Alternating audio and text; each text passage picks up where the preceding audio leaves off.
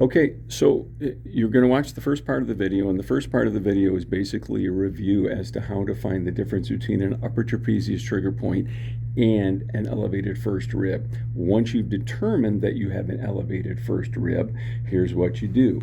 You go to the junction of the neck and the rest of the shoulder. You pull the trapezius muscle backwards, and if you push in, you're going to land on something solid, and that's a first rib. If it's elevated, it's going to be tender, okay, and the person will likely jump a little bit. So what we want to do is we want to disadvantage the scalene on the right side. So to do that, I tip her head back slightly till I feel the barrier. I side bend slightly till I feel the barrier.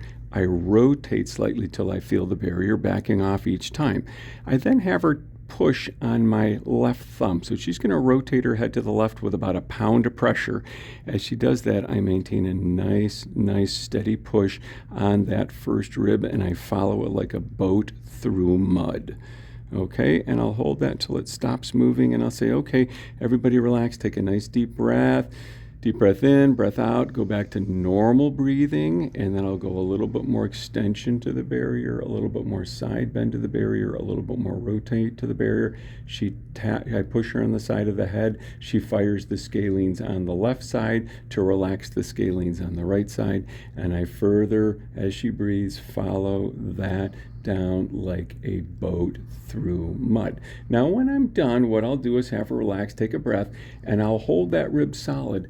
And I'm going to stretch the scalene a little bit. I'm going to come this way and just stretch, and even push down on that rib and hold it a little further.